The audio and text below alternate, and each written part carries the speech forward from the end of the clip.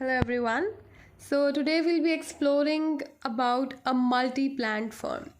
Up until now in Monopoly, what we considered were some output decisions where the firm was producing just one good. But in real life scenarios, it does happen that a firm has two plants and the firm is actually operating by producing at both the plants. So what will be the profit maximizing condition at that particular point? We'll be exploring that now. Step 1 is whatever the total output, it should be divided between the two plants so that the marginal cost is the same in each plant. Now imagine that in one of the plants the marginal cost is lower. That would actually incentivize the firm to produce and sell higher from that particular plant so that the profits from that plant could offset the losses from another plant, the plant in which the marginal costs are higher. Now this particular mechanism would lead to actually close the another plant and operate just one. So that's not an equilibrium. So as we read, the firm would reduce its costs and increase the profit by reallocating production. For example, if marginal costs at plant 1 were higher than plant 2, the firm could produce the same output at a lower cost by producing less at plant 1 and more at plant 2. So that particular trade-off is not suggestive of an equilibrium. Step 2. We know that the total output must be such that marginal revenue equals marginal cost. So that's the classic profit maximization condition which we studied. Otherwise, the firm would increase its profit by raising or lowering the total output. Yes, of course. For example, suppose marginal costs were the same. So now I'm not touching the marginal cost because I'm trying to look at from the lens of marginal revenue now. Suppose the marginal cost were the same at each plant, but marginal revenue exceeded marginal cost. Oh my god, what would that mean? There's an opportunity to make profits. What would the firm do? In that case, the firm would be better off by producing more at both plants because the revenue earned from additional units, that is marginal revenue, would exceed the cost. Because the marginal cost must be the same at each plant and because marginal revenue must equal marginal cost, we see that the profit is maximized when marginal revenue equals marginal cost at each plant. That means since marginal cost is just the same at both the plants and if in any scenario, for example MR greater than MC, there's a profit making condition, the firm is going to continue to make more and more units until marginal revenue equals marginal cost. Okay, and we'll be exploring these two conditions of MC being constant and MR equals to MC in both the plants. Let's see. Let Q1 and C1 be the output and cost of production for plant 1, Q2, C2 for plant 2, such that total quantity QT is Q1 plus Q2. That's the total output. What's the profit? Profit is price times total output. Total output sold individually at plant 1 and individually from plant 2 minus C1 Q1 minus C2 Q2. The firm should increase the output from each plant until the incremental profit from the last unit produced is 0. In other words, you could also derivate this equation, that is differentiated with respect to Q. So let's see what happens. If I differentiate it with respect to Q1, so what will happen? Del change in pi upon change in Q1 is equal to change in PQT upon change in Q1 minus change in C1 upon change in Q1. And I'll not touch this because this is independent of Q1. So cost incurred at plant 2 is independent of Q1 and I'm partially differentiating this equation in a fashion. Okay.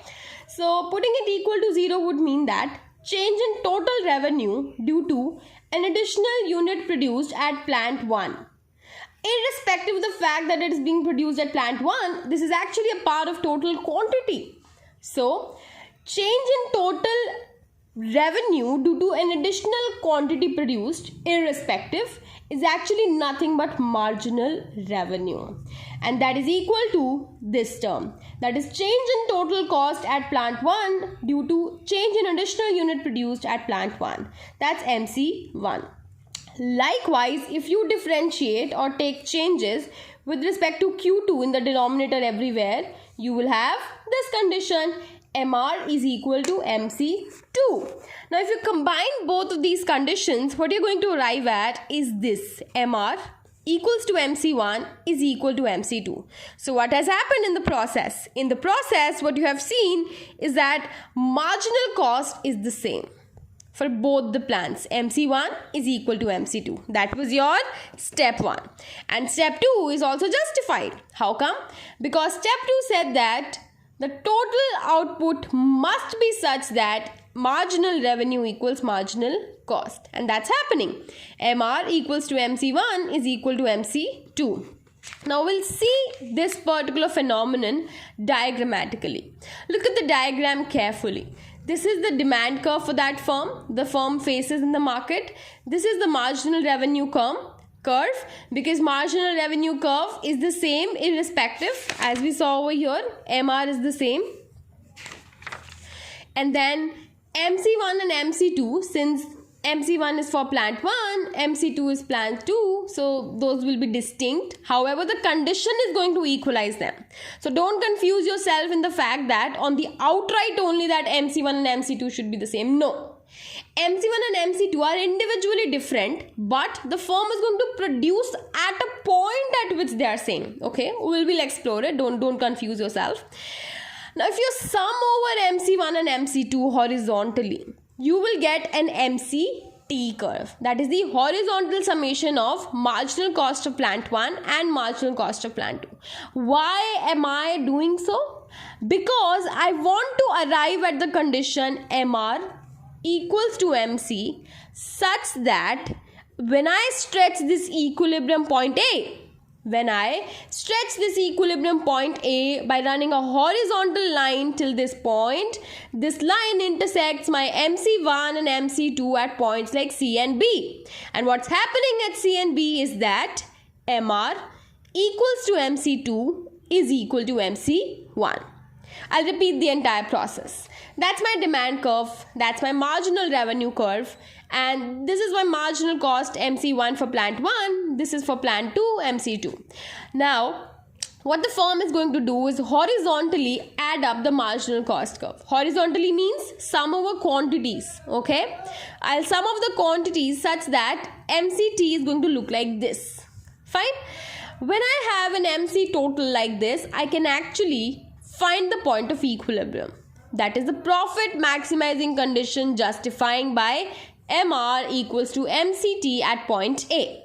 Then I'll run a horizontal line from A to the axis of Y, which will give me that point where MC2 is equal to MR and MC1 is equal to MR, points B and C. So at Q1 quantity, plant 1 will operate, and Q2 quantity will be made by plant 2 such that the total quantity Q1 plus Q2 is being made in both the plants. So that's how the quantities are going to work out, and that's how the firm is going to behave in a multi-plant firm. Thank you for watching the video.